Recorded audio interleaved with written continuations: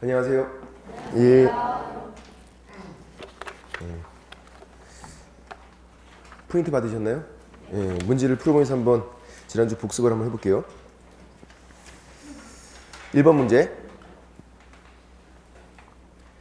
대표자 포함해서 임원 또는 사원, 이사급들 3분의 1 이상이 공인중개사일 것. 요게 등록 기준이에요. 대표자 포함, 대표자 제외. 사장님 빼고 계산해야죠. 실무교육은 대표자 포함해서 다 받는 거고 이사급들 전원. 공인중개사 몇 명인지 산정할 때는 대표자 제외 이렇게 나와야 되고. 2번은 올해 문제였는데 대표자, 임원 또는 사원, 전원이 예방교육을 받는 거예요. 실무교육 받는 거죠. 중개업하기 전에 받는 거 실무교육. 이사급들 전원 받는 거 맞는데 실무교육 받아야 돼요. 틀린 거고. 3번. 그럼 법인이면 주택 분양대행 요거를 중개업과 같이 할 수 있잖아요. 분양대행은 대상물을 봐야지. 주택, 상가면 된다. 뭐 토지 분양대행 그런 거 안 되는 거고. 농업용 건축물 그런 거 안 되는 건데 주택, 상가라면 된다. 상업용 건축물, 상가. 주택 분양대행 중개업과 같이 할 수 있다. 겸업이 같이 하는 거니까. 그럼 만약에 주택 분양대행 업 그러면 OX? 그것도 O. 업 때문에 X 안 된다 그랬어요. 주택 분양대행 되는 거고 할 수 있는 거 되는 거에다가 업을 붙였다고 X로 바뀌는 거 아니에요. 되는 거고. 4번은 법인인 기업공인중개사가 이사업, 도배업을 중개업과 경업할 수 있나요?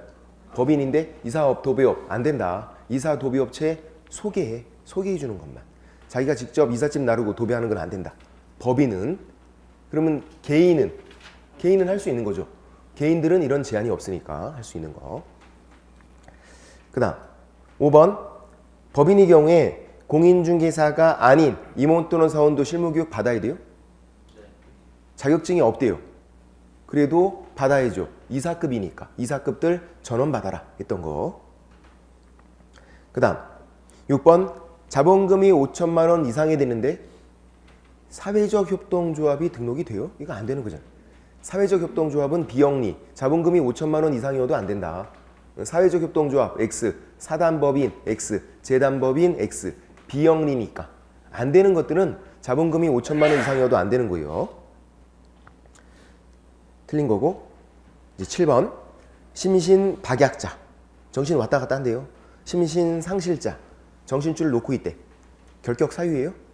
아니죠. 이건 아니에요.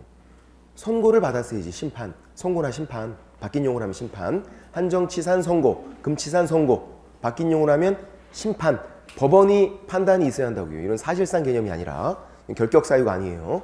선고받은 게 아니니까. 8번 도로교통법 위반해서 300만 원 이상 벌금형 선고받았대요. 뭐가 키워드? 벌금. 벌금이면 뭘 봐야죠? 법을 봐야지. 도로교통법, 다른 법 위반으로 벌금 선고는 결격 사유가 아니다. 벌금은 법이 중요하니까. 징역, 금고, 집행유예는 법이 안 중요한데 지금 벌금이었으니까 다른 법 위반 벌금 선고니까 결격 사유가 아니에요. 처음부터 그냥 결격 사유가 아니라고요. 틀렸고. 근데 9번을 보세요. 8번, 9번을 비교를 해보는 거예요. 9번 올해 문제였는데 도로교통법을 위반해서 금고 이상 실형 선고 받았대요. 금고 이상 실형 선고, 금고, 징역, 감옥 가는 거, 실형. 법이 중요해요, 안 중요해요? 안 중요하다고. 그러니까 도로교통법 위반 이게 의미가 없다고요. 금고, 징역, 감옥 가는 거는 아까 8번은 벌금이었으니까 법이 중요한 거고 9번은 벌금이 아니잖아요. 금고, 징역, 감옥 가는 거니까 법이 의미가 없어요. 이제 감옥 가서 집행 종료, 살다가 나왔대요. 3년 경과 안 되면 결격 사유. 맞네. 그죠? 그래서 이거는 법이 중요하지가 않다. 금고, 징역, 집행유예도 마찬가지. 집행유예도. 그 세 가지는 법이 안 중요하고 무조건 선고받으면 결격 사유예요. 벌금만 법이 중요한 거. 8번과 9번을 비교를 해보자. 그런 거고. 10번은 선고유예네? 결격 사유가 아니다. 얘는 처음부터. 전과자가 아니잖아요. 꽝꽝꽝. 법원에서 선고를 안 했으니까. 집행유예가 유예기간 동안 결격 사유. 집행유예인지 선고유예인지 잘 보셔야죠. 지금 선고유예잖아. 결격 사유가 아니다. 선고유예니까. 틀린 거고. 11번, 12번도 한번 비교를 해보시는 거예요. 11번 올해 문제인데 11번, 12번이 다. 11번 뭐가 키워드? 자격 취소. 자격이 취소가 된 거잖아요. 그러면 왜 자격이 취소가 됐나 이유가 중요할까요? 안 중요할까요? 안 중요하다고. 자격 취소는 무조건 3년간 결격 사유. 이유 불문하고 부정한 방법으로 자격 취득하여. 이게 의미가 없어요. 자격 취소니까 무조건 3년간 결격 사유. 그래서 얘는 3년간 결격 사유니까 맞는 거고 자격 취소. 근데 12번은 뭐가 키워드? 등록 취소. 등록 취소니까 이유를 봐야죠. 등록 취소만 이유가 중요하다 그랬잖아요. 자격 취소는 이유 불문. 무조건 3년간 결격 사유. 등록 취소는 이유를 봐서 이유가 사, 기, 결, 사망 해산, 등록 기준 미달, 결격 사유 세 가지면 3년을 안도한다고 그랬어요. 3년간 결격 사유가 아니라고요. 3년 안도하니까. 이유가 뭐라고 돼 있어요? 법인이 해산해서. 그러면 얘는 3년간 결격 사유가 아니다. 아니라고. 3년 안도하니까. 이유가 해산이잖아요. 사기결, 사망 해산, 등록 기준 미달, 결격 사유. 그 세 가지면 등록 취소하고 거기다가 3년 더하지 않는다. 3년간 결격 사유가 아니에요. 그래서 11번은 맞는데 12번은 틀린 거예요. 서로 비교를 해보시라고요. 아, 자격 취소는 무조건 3년간 결격 사유고 이유가 안 중요하고 등록 취소는 이유가 중요하다. 이유가. 다 올해 나왔던 거고 13번, 14번도 올해 문제예요. 올해 문제 이렇게 비교하는 문제가 나왔다고. 13번 자격정지네. 자격정지는 무조건 그 기간 동안 결격사유라고 했죠. 자격정지 6개월 받았대요. 6개월 동안 결격사유. 3개월이면 3개월 동안 결격사유. 근데 업무정지는요? 14번의 업무정지를 보세요. 업무정지는 그 기간 동안 결격사유예요? 업무정지 6개월 받으면 6개월 동안 결격사유 아니라고 그랬어요. 중간에 그만둬야 한다고요. 폐업. 폐업하면 남아있는 기간 동안 결격사유. 업무정지를 받고 폐업을 안 했대요. 그럼 그냥 업무정지 받은 사람. 근데 14번은 폐업 신고한 후 그만뒀잖아요.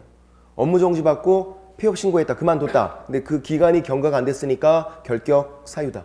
그래서 14번의 키워드는 뭐냐면 폐업 신고예요. 아, 업무정지는 폐업, 그만둬야 되는구나. 그만두면 남은 기간 동안 결격 사유.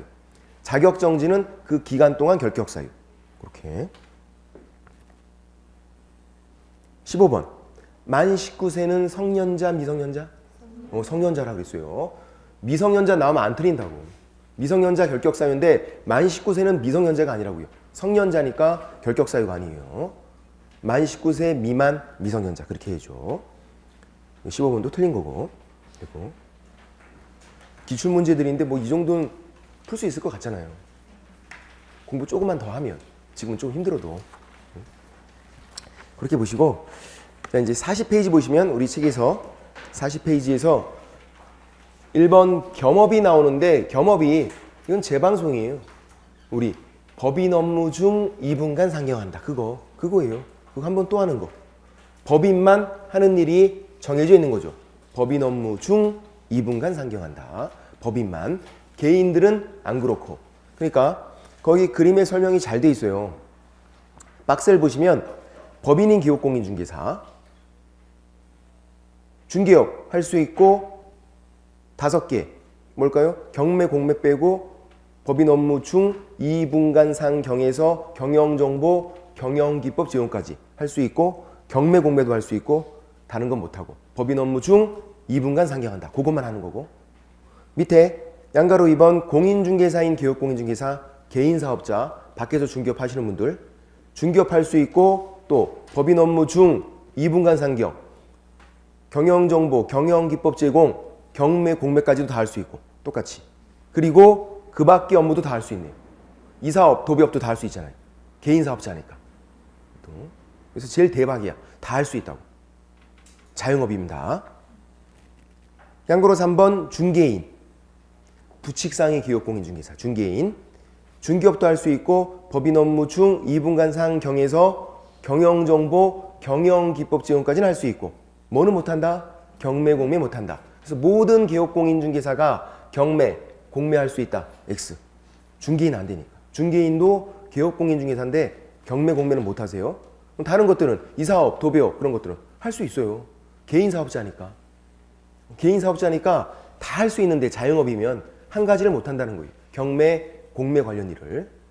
그러니까 이제 딱 보시면 제일 대박인 사람은 양가로 2번 공인중개사인 개업공인중개사. 아무런 제한이 없잖아요. 그리고 양가로 3번 중개인은 한 중박은 되네. 그래도 대박은 아니어도 경매 공매 못하니까 중박은 되고. 그래서 법인 업무 중 2분간 상경한다. 요거는 법인만 제한이 있는 거다. 법인만.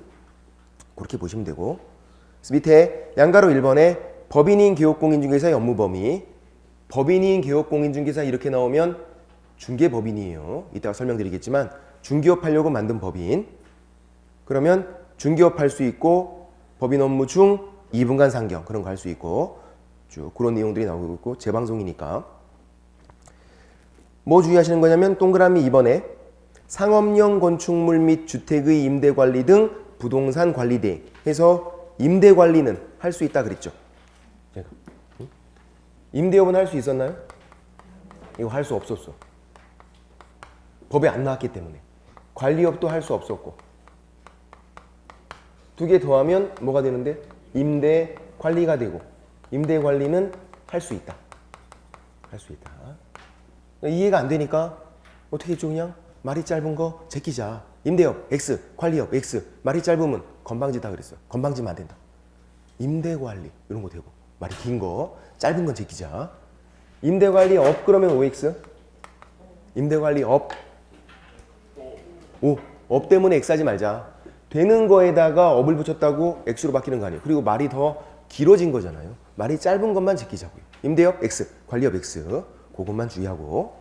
그리고 3번에 부동산 이용 개발 거래에 관한 상담, 컨설팅만. 상담 업도 된다 그랬죠? 업 때문에 X하면 안 되니까. 그럼 4번은 이사 도비업체의 소개, 용역이 알선, 소개, 알선만. 이사업, 도비업 그런 거 못하는 거고 직접 하는 거는. 그리고 5번 상업용 건축물, 상가, 주택의 분양대행. 대상물을 보시라 그랬죠? 주택, 그리고 상가만 된다. 농업용 건축물, X, 토지 X. 올해 토지 분양대행 나왔다고, X. 정답으로. 대상물을 봐야 되고 분양대행 업 그래도 O. 업 때문에 X하면 안 되는 거고. 그 다음 6번은 개업공인중개사를 상대로 한 중개업의 경영기법 및 경영정보 제공. 프랜차이즈업, 경영정보, 경영기법 제공. 누구를 상대로? 개업공인중개사. 공인중개사 X. 개업공인중개사와 공인중개사는 다르다. 개업공인중개사를 프랜차이즈 회원으로 모집하는 거. 그리고 경이 두 가지가 있어서 7번에 다음 페이지에 경매, 공매 관련 업무가 있는 거죠.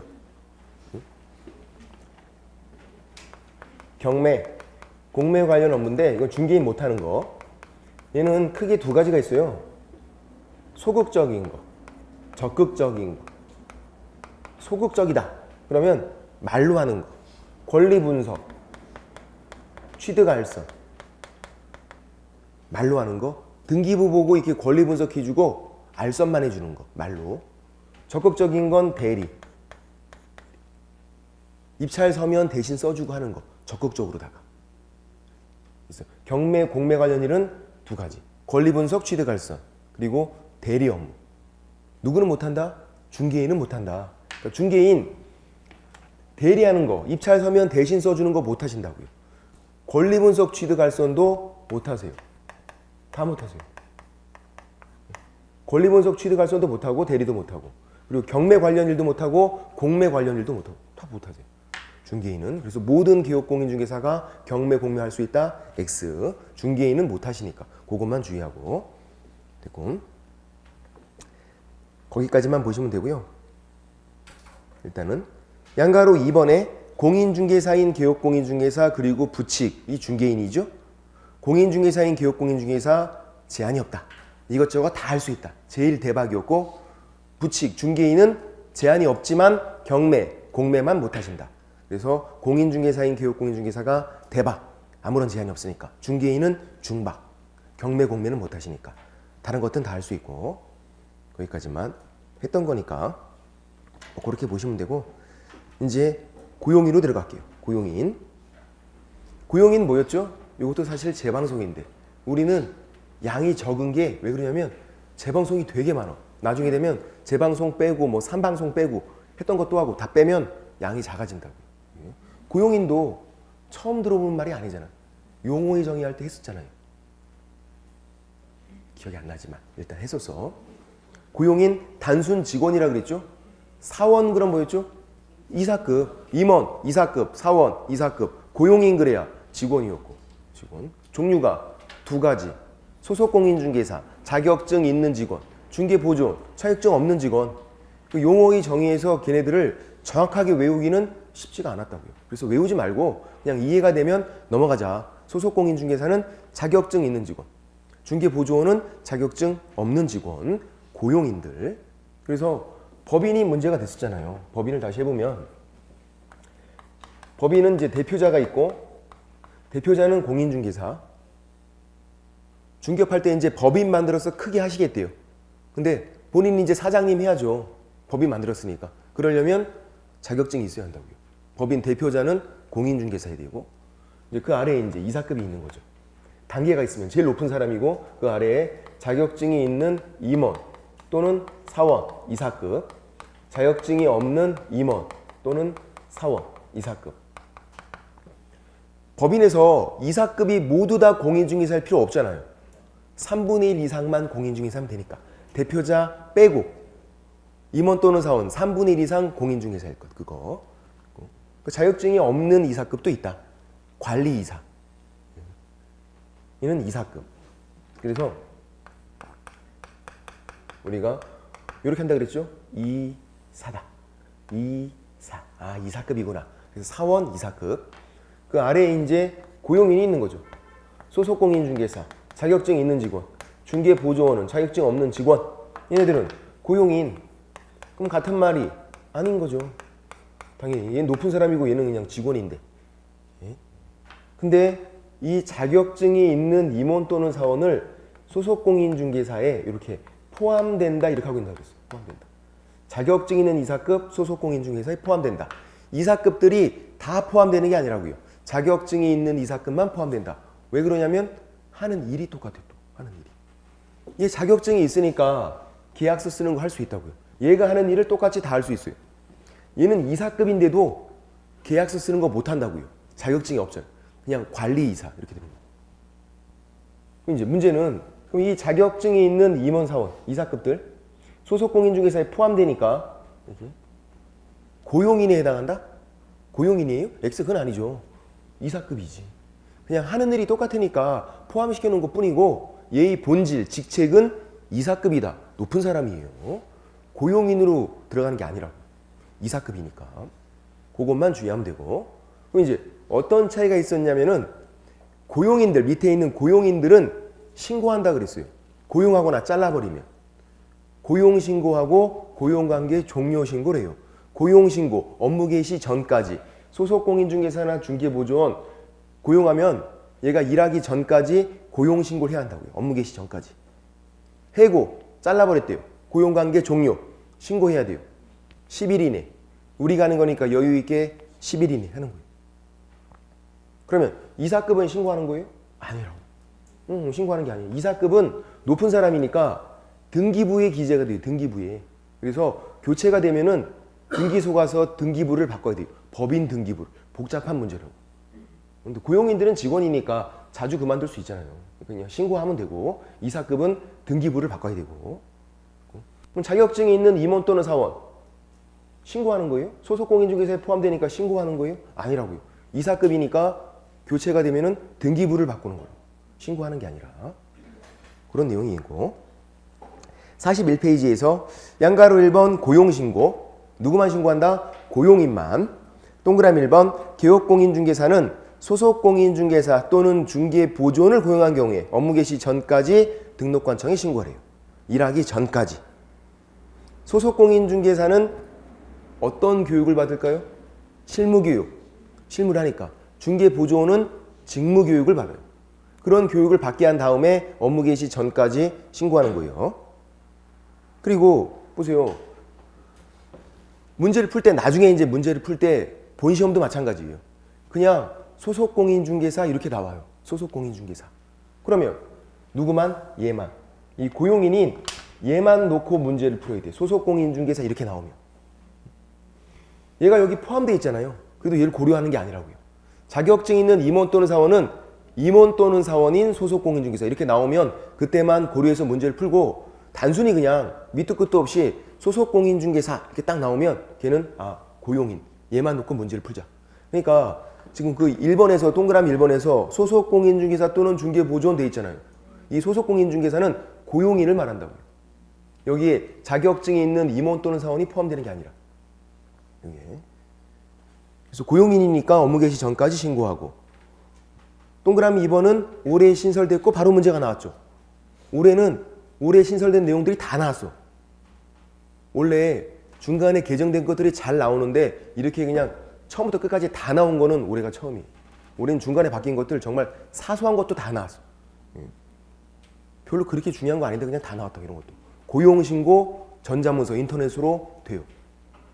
그게 밑에 있는 양가로 이번에 고용관계 종료 신고는 또 안 돼. 고용관계 종료 신고 양가로 이번에는 전자문서가 된다는 말이 없잖아요. 고용신고까지만 전자문서가 돼요. 이게 좀 특이하게 인터넷으로 하는 거. 전자문서가 인터넷으로 하는 거예요. 인터넷 신고. 요즘 뭐 다 인터넷으로 하죠. 고용신고 인터넷으로 하는 게 되고. 3번 소속 공인중개사 고용신고서를 낼 때 자격증 사본 첨부하지 않는다. 이것도 여러 번 나왔었는데 자격증 사본은 안 내요. 결론은 간단해. 자격증 사본을 내는 경우 없어. 등록할 때 내가 시험 붙어서 공인중개사로 이렇게 이제 등록 신청해요. 그때 내가 자격증이 있다는 거 보여주기 위해서 옛날에는 자격증 사본을 냈었는데 안 내요. 소속 공인중개사 고용했대요. 얘가 소속 공인중개사니까 자격증이 있잖아요. 얘 자격증 사본을 냈어야 되는데 안 내요. 자격증 사본을 내는 경우가 일단은 없어요. 나중에 하나 나오는데 일단 없어요.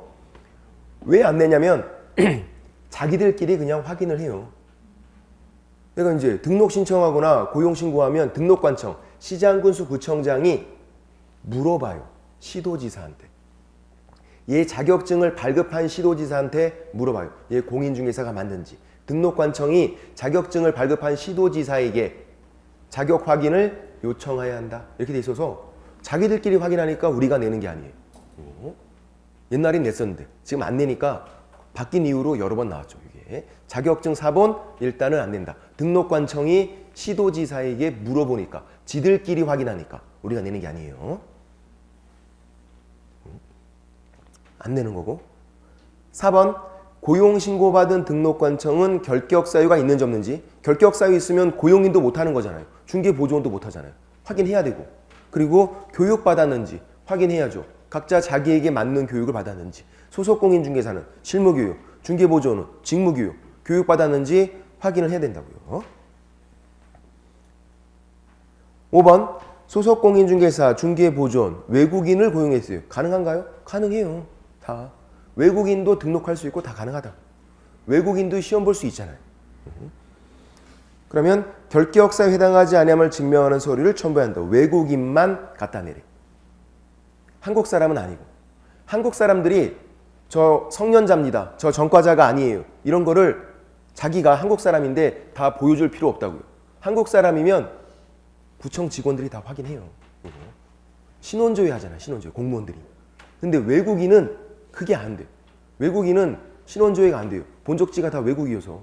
그러니까 본인들이 갖다 내. 저 성년자입니다. 외국인이 보여줘야 돼. 저 전과자 아니에요. 외국인 본인들이 보여줘야 돼. 그래서 그 서류를 갖다 내야 돼. 누구만? 외국인만. 예.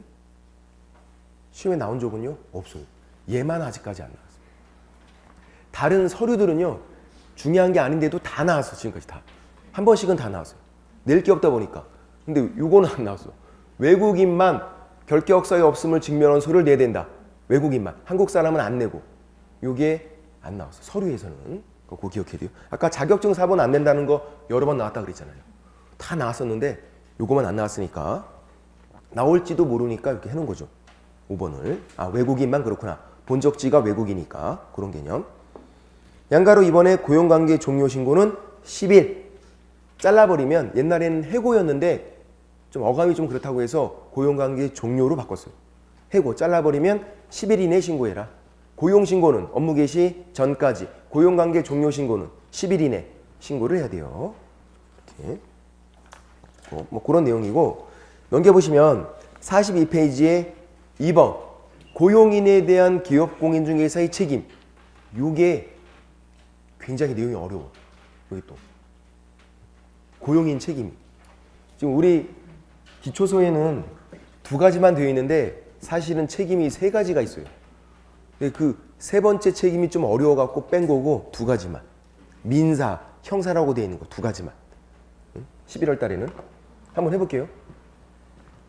자, 법조문에 이렇게 돼 있어요. 고용인이 업무상행위. 업무상행위. 일하다가 하는 거, 고용인이.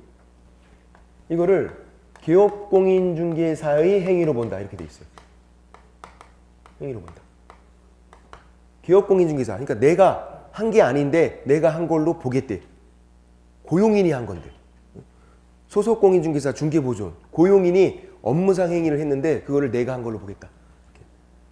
뭐만? 업무상 행위만.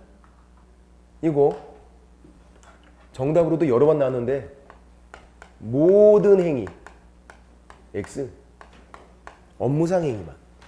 고용인이 모든 행위를 다 내가 한 걸로 보는 건 아니라고요. 업무상 행위만. 예를 들어서 고용인이 밖에 나가서 누구 후드로 패고 왔대. 나중에 개패드 패고 왔대. 그런 건 상관이 없다고요. 업무상 행위가 아니니까 내가 한 걸로 보지 않는다고요. 업무상 행위만. 그런 것도 당연히 문제가 나온 적이 있었죠. 고용인이 나가서 후드로 패고 왔다. 그런 것도 나온다고 막 사례로. 그런 건 상관이 없는 거죠. 업무상 행위만. 그리고 기업공인중개사 행위로 본다 이렇게 돼 있어. 본다. 이게 본다가 간주 규정이에요. 의지한다. 본다. 의지한다. 간주한다. 같은 말이거든요. 내가 한 걸로 보겠대요. 간주한다. 의지한다. 어떻게 나온 적이 있냐면 왜 설명드리냐면 이렇게 나온 적이 있으니까. 작년에. 올해 말고 작년에. 추정한다. X. 추정보다는 본다. 간주한다. 이게 더 센 거예요. 추정 그거보다. 내가 한 걸로 추정한다가 아니라 내가 한 걸로 보겠다고. 그냥 더 센 거예요. 별거 다예요. 이 문장 하나에서 이 법조문 하나에서 엄청나게 막 꽈서 나온다고. 예전에는 이렇게 나온 적도 있어요. 고용인 업무상 행위를 했대요. 고용인이. 그러면 그 고용인을 기업공인중개사로 본다. 그거예요? 고용인을 기업공인중개사로 보는 거예요? 그게 아니라고. 고용인은 고용인이지 그냥. 고용인이 그 행위를 기업공인중개사의 행위로 본다. 아 별짓 다 해 이거 갖고. 그래서 결론은 뭐냐면 고용인이 업무상 행위를 한 거는 내가 한 거니까 내가 책임지래요. 내가. 이렇게. 그런 말이고. 2번째. 손해배상 책임. 이게 뭘까요? 손해배상. 돈 물어주는 거. 손해배상. 이게 민사거든요. 그리고 행정, 형벌. 이건 뭘까요? 징역, 벌금. 그러니까 이게 민사고, 민사. 이게 형사예요. 이따 다시 한번 설명드리지만 손해입으면 돈 물어주는 거 손해배상.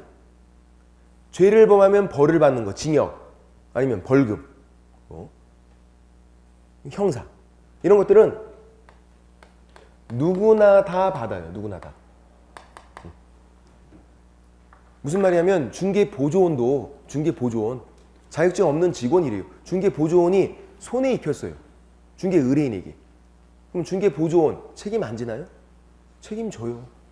당연히 물어줘야지. 손해 입힌 장본인이 왜 돈을 안 물어줘? 아니면 중개보조원이 죄를 범했대요. 사고 친 거예요. 그럼 징역, 벌금, 중개보조원은 안 받아요? 받는다고. 받아요. 손해배상 책임, 행정, 형벌, 징역, 벌금 이런 건 누구나 다 받는다고요. 누구나 다. 이거는. 당연한 거예요. 이게 전 세계 다 공통이에요. 손해 입혔고 배상 책임 없다? 이게 말이 안 된다고. 아프리카도 마찬가지일 거예요. 그거. 아니면 죄를 범했는데 징역, 벌금 안 받아요? 받는 거예요. 당연히. 누구나 다. 중개보조원도 받는 거다. 이렇게. 그 다음. 요것 때문에 제가 설명을 드린 거예요. 기초에서. 부진정 연대 이런 게 있고, 그러니까 말이 되게 어렵잖아요. 연대, 구상권 뭐 이런 게 있어. 이런 개념들을 나중에 되면 자세하게 막 설명을 드릴 시간이 없다고. 예. 부진정 연대 구상권. 일단 개념을 설명드리면 이게 어디서 나오냐면 패싸움에서 주로 나와. 패싸움. 예를 들어서 A, B가 C를 후드러 팼대요. 둘이서 한 명을 팬 거예요. 2대씩 때렸대. 똑같이 때린 거예요. 치료비가 100만 원 나왔어요. 조금밖에 안 나왔네. 둘이 때려갖고 치료비 100만 원이면 조금 나온 거죠. 이빨 하나가 한 100만 원일 텐데. 이빨 하나 부러지면 한 300 들어가요. 양쪽으로 걸고 막 해야 돼서 이거. 입을 때리면 안 돼, 그러니까. 배 때려야 돼, 배. 아니, 안 때리는 게 제일 좋고. 어쨌든. 때려서 100만 원 치료비가 나온 거예요, 지금. 그럼 때릴 땐 좋았겠지만 어떤 일이 생기냐면 때린 사람들이 묶이게 돼요. 이게 연대가 묶는다는 얘기거든요. 근데 부진정 연대다. 이건 뭐냐면 연대, 묶는 건데 부진정, 의도하지 않았다 그런 거예요. 쉽게 설명드리면 무조건이란 말과 똑같아. 부진정은. 무조건. 그러니까 얘네들이 짜고선 때렸대요. 상관이 없어. 아니면 모르는 사람이래. 길 가다가 우연히 같이 때렸대요. 상관이 없다고. 너희들이 의도했건 의도하지 않았건 상관이 없다. 그냥 때리면, 같이 때리면 무조건 묶여. 그거예요. 그래서 둘이 그냥 묶인 거예요. 무조건. 이렇게 부진정 연대로 묶이면 어떤 특징이냐면 이런 특징이 있어요. 얘가 맞은 C가 둘 다에게 청구할 수 있어. 이렇게. 야, 너도 100만 원 내놔. 야, 너도 100만 원 내놔. 이렇게 동시에 청구할 수 있대요. 동시에. 그러면 이런 문제가 생기네. 야, 너도 100만 원 내놔. 너도 100만 원 내놔. 이렇게 청구했대요. 그럼 얘도 100만 원을 주고 얘도 100만 원을 주고. 그런 거예요. 둘 다에게 다 청구할 수 있대요. A, 너도 100만 원 내놔. B, 너도 100만 원 내놔. 그러면 A도 100만 원 주고 B도 100만 원 줘서 200 벌고. 맞아요? 그건 아니지. 그럼 맞고 다니지. 10명 맞으면 1000만 원 되는데 괜찮잖아. 그러면 100명이면 1억이에요. 살아있다면. 그리고 계획 살아있다면 괜찮잖아. 그러니까 그렇게 하는 건 아니에요. 그렇게 팔자고 치고 그렇게 되는 거 아니라고. 그냥 동시에 청구만 할 수 있다는 거예요. 둘 중에 한 명이 갚으면 끝나요. 그냥 이거는 어차피 치료비가 100만 원밖에 안 나왔는데 뭐. 그래서 동시에 그냥 그렇게 청구할 수 있다는 거지 다 돈을 줘야 된다 그런 건 아니에요. 둘 중에 한 명이 주면 끝난다. 그런 개념. 그리고 한 명에게 청구할 수도 있대요. 한 명에게. 이렇게. 야, 너만 내놔. B, 너만 내놔. 이게 돼요. 그럼 얘는 야, 왜 나한테만 그래? 이거 못하는 거예요. 달라 그러면 그냥 줘야 돼요. 이게 부진정 연대예요. 둘 다에게 동시에 청구할 수도 있고 한 명에게 청구할 수도 있고. 그래서 B가 달라고 하니까 그냥 줬대요. 아유, 줬어. 100만 원. 좀 억울하잖아. 원래대로 하면 같이 때렸으니까 50만 원씩이어야 되는데 얘가 100만 원 다 갚으면 억울하니까 뭐 한다? 구상권 행사를 한다. 구상권. 야, 네가 갚아야 되는 50만 원을 내가 대신 갚았네. 너는 나한테 내놔. 하는 게 구상권이야, 이게. 그래서 이게 부진정 연대와 구상권. 요런 법률 관계를 이거를 그대로 고용인과 개업공인중개사에도 똑같이 적용시키자는 거예요. 똑같이. 그래서 A가 고용인이에요. 고용인 그러면 2명 다 포함된 거예요. 소속공인중개사 그리고 중개보조원. 그리고 B가 개업공인중개사래. C가 중개의뢰인이죠. 그러면 똑같이 만들어 보는 거예요. 고용인이 고의, 일부러 하는 거 아니면 과실, 실수로 하는 거 뭐 이런 업무상 행위로 손해 입혔대요. 누구만? 고용인만 이렇게 손해 입힌 거예요. 똑같이 만들어 볼게요. 그냥 100만 원 나왔대요. 손해가. 얘는 아무것도 안 했어요. 가만히 있었어요. 가만히. 고용인만 이렇게 손해 입힌 거고. 어떻게 해라? 똑같이 해라. 똑같이. 묶여라. 그래도 묶여. 무조건 묶이는 거. 부진정 연대. 의도하지 않았어도 묶여. 무조건 묶여. 지금 서로 짠 게 아니잖아. 얘는 몰랐다고. 얘는 가만히 있었다고요. 상관없어. 무조건 묶이는 거니까. 부진정 연대. 그러면 어떤 특징이 있다고요? 부진정 연대는 둘 다에게 청구할 수 있고 중개 의뢰인이 둘 다에게 청구할 수 있대요. 야, 너도 100만 원 내고 너도 100만 원 내놔. 가능하다고. 둘 중에 한 명이 갚으면 끝나는 거지만 동시에 그렇게 할 수 있고, 그리고 한 명에게 야 기업공인중개사 너만 내놔라 이렇게 할 수도 있다고요. 둘 다에게 동시에 청구할 수 있고 한 명에게 청구할 수 있고. 그래서 기업공인중개사에게 달라고 했대요. 가능하니까. 그럼 기업공인중개사는 보세요. 가만히 있었네. 아무것도 안 했잖아. 가만히 있었는데 얘가 달라 그러면 줘야 된다고. 안 줄 수가 없다고. 이 부진적 연대니까. 그래서 얘는 무과실 책임을 진다 이렇게 불러요. 좀 어렵죠. 그러니까 이런 내용들이. 무과실 책임. 아무런 잘못이 없는데도 탈락 그러면 돈을 물어줘야 되니까 그걸 무과실 책임 이렇게 불러요. 기업공인중개사는 잘못이 없는데 물어주니까. 그 다음 이제 물어줬대요. 뭐 하면 되죠? 구상권 행사. 야 네가 갚아야 되는 걸 내가 대신 갚았으니까 너는 나한테 내놔. 이게 구상권. 여기서는 이론상으로 뭐 100만 원 다 가능하겠네요. 아까는 같이 때렸으니까 50만 원. 지금은 얘는 잘못이 없잖아요. 그럼 이론상으로 100만 원 다 내놔. 가능하겠다. 이 구상권. 부진적 연대와 구상권. 이제 법조문은 이 둘 다에게 청구하는 걸 이렇게 써요. 연대 아니면 동시에 아니면 공동으로 뭐 이렇게 써요. 이게 그런 말이에요. 연대 둘 다에게, 동시에 둘 다에게 한다는 얘기고, 공동으로 둘 다에게. 한 명은 간단해. 얘는 그냥 선택이에요. 한 명을 골랐다는 얘기예요. 선택. 그러니까 이렇게 나오죠. 중개 의뢰인이 기업공인중개사와 고용인 둘 다에게 연대 또는 선택적으로 손해배상을 청구할 수 있다. 아니면 동시에 또는 선택적으로 손해배상을 청구할 수 있다. 아니면 공동으로 또는 선택적으로 손해배상을 청구할 수 있다. 그렇게 나옵니다. 이게 둘 다에게 청구하거나 한 명에게 청구하거나. 그럼 기업공인중개사는 아무런 잘못이 없는데 달라 그러면 물어줘야 되니까 무과실 책임. 근데 이제 문제를 풀 때 시험 문제가 본 시험도 마찬가지 친절하게 이건 뭐 민사입니다, 민사 책임이다 이렇게 안 나와요. 그러니까 단어를 보고서 우리가 눈치를 채야 돼. 민사는 손해배상 나오면 민사예요. 지금 요게 요 부분이 민사거든요.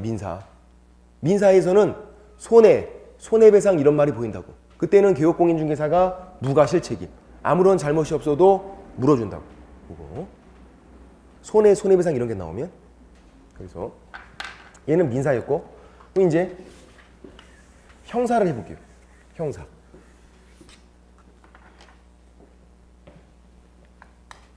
형사도 고용인 이렇게 나와요. 두 명 나눌 필요 없는 거예요. 예.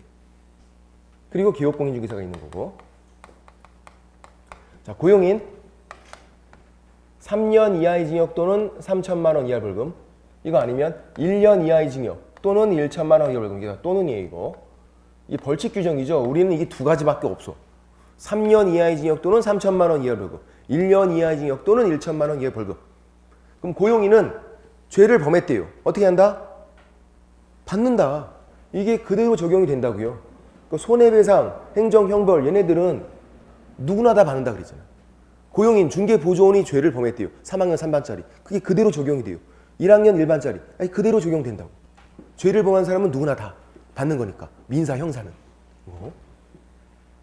문제는 기업공인중개사예요. 예. 역시 가만히 있었대요. 아무것도 안 하고. 그래도 어떻게 되냐면 양벌 규정이 적용돼요. 양벌 규정. 둘 다 벌하는 규정이죠. 양벌 규정. 양벌. 둘 다 벌하겠다. 이게. 어렵다고. 용어들이. 양벌 규정. 처음 들어보잖아. 둘 다 벌하는 규정. 그리고 양벌이니까 어떻게 해라? 벌금만 따오래. 위에 거에서 벌금만 따와라. 양벌. 둘 다 벌하는데 얘는 벌금만 따오겠다. 뭐가 벌금이에요? 뒤에 거. 3년 이하의 징역 또는 3천만 원 이하 벌금. 여기서는 1년 이하의 징역 또는 1천만 원 이하의 벌금. 벌금만 따오래. 양벌 규정. 벌금만 따오겠다. 그래서 기업공인중개사는 벌금만 따와서 벌금형만 선고받게 돼요. 고용인은 징역, 벌금 선고 다 가능하고, 기업공인중개사는 벌금만 따왔으니까 벌금만 선고받고, 잘못이 없는데 벌금 따와서 벌금 선고받는데요. 근데 또 이제 이게 핵심이에요. 아무런 잘못이 없대, 얘가. 만약에 무과실. 아무런 잘못이 없으면 그때는요. 벌금 선고를 받지 않아요. 그러니까 이 두 가지를 비교하는 게 핵심이겠지. 이렇게. 형사에서는 벌금은 기업공인중개사가 무과실, 아무런 잘못이 없대요. 고용인이 위반 행위를 방지하기 위해서 주의, 감독을 게을리하지 않았다. 뭐 이런 말이 나와. 무과실, 아무런 잘못이 없으면 아예 그냥 벌금 선고를 하잖아요. 아예 벌금 선고. 왜 그러냐면 벌금은요. 구상권이라는 게 인정이 안 돼. 벌금을 내면 그걸로 끝나요. 내가 벌금 내고 고용인에게 벌금 액수를 구상권 행사하고 이런 게 안 돼요. 구상권이라는 거는 민사에서 나오는 거예요. 민사에서. 여기 형사에서는 구상권 그런 게 안 나오니까 아예 무과실이면 잘못이 없으면 그냥 벌금 선고를 안 해주면 된다고 얘한테. 또 만약에 양벌 규정으로 벌금 선고를 받았대요. 만약에 기업공인중개사가 엄밀히 말하면 내가 잘못해서 벌금 선고받은 게 아니잖아요. 고용인 잘못으로 벌금 받은 거지. 그래서 결격 사유가 아니다 이렇게 돼 있어요. 이 형사에서는 두 가지만 주의하면 돼. 첫 번째, 아예 무과실이다. 기업공인중개사가 아무런 잘못이 없다. 벌금 선고를 받지 않는다. 두 번째, 만약에 벌금 선고를 네가 받더라도 그거는 내가 잘못한 게 아니니까 고용인 잘못으로 벌금 낸 거니까 결격 사유가 아니다. 이렇게. 결론은 민사 따로 형사 따로라는 거예요. 그러니까 민사 책임도 지는 거고 형사 책임도 지는 거예요. 내가 잘못한 게 아닌데 고용인이 잘못했는데. 근데 민사에서는 무슨 책임? 무과실 책임. 아무런 잘못이 없는데도 돈을 물어주래요. 그리고 구상권 행사하면 되고. 형사에서는 무과실이다. 그럼 벌금 선고를 안 받아. 근데 잘못이 조금이라도 있으면 벌금 선고를 받게 되죠. 무과실이면 벌금 선고를 안 받고. 벌금 선고를 받더라도 그거는 결격 사유는 아니다. 내가 잘못해서 벌금 선고받은 건 아니니까.